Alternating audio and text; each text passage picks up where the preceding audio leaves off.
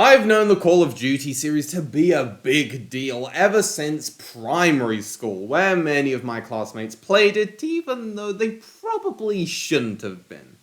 However, I've never really thought of it to be a major gaming blind spot of mine until very recently, something I've now remedied with one of the series' most acclaimed entries, the original Modern Warfare. Checkmate, bitches!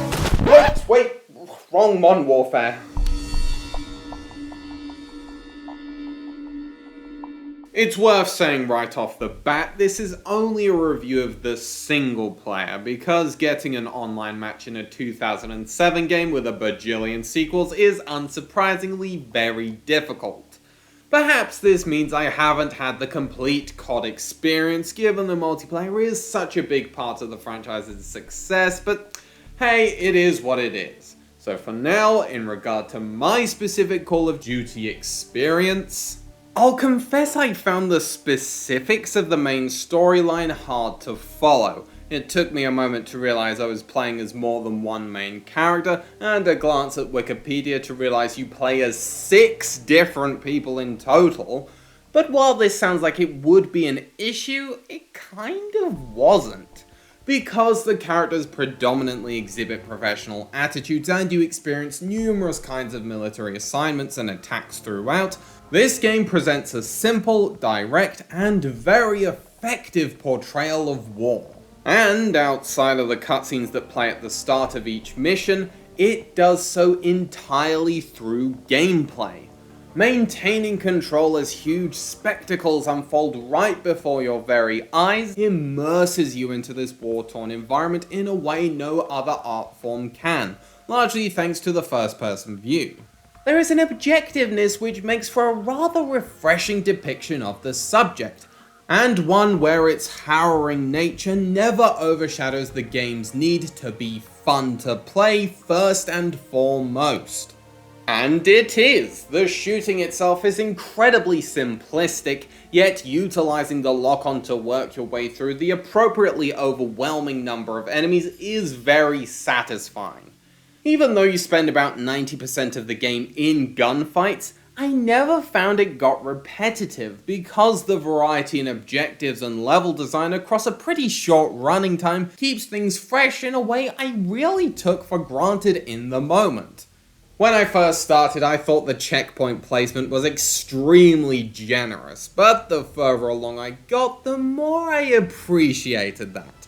I mean, that sequence near the end without checkpoints and a 12-minute time limit is friggin' brutal and very frustrating when I ran out of time right as I was about to finish.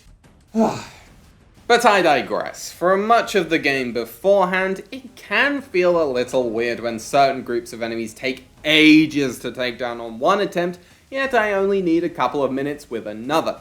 Despite the enemy placements often making things claustrophobic, I did find myself experimenting a lot with which order I took enemies out in, considering the side of an area I'd been pinned down in, when to run to the next bit of cover, who had the most powerful weapons, etc. And there are numerous levels of a more open nature with multiple points of interest littered with rival soldiers coming at you from numerous directions, making for a very fun and intimidating challenge. So oftentimes the same areas have the potential for numerous dynamics of playstyle, which is really cool. And through this quality, this game doesn't just let you act as a soldier in the battlefield, it gets you to think like one. One of my favourite sections is the flashback to an assassination. Much of the build-up is very linear, scripted fare, but the suspense is palpable as you lay camouflaged as an army passes right by and traverse the eerily empty city. The sniping itself is, dare I say, thrilling as a piece of gameplay, and the ensuing escape where an injured ally has to be taken into account, culminating in several waves of soldiers while you wait for the escape chopper to arrive, is very intensely done.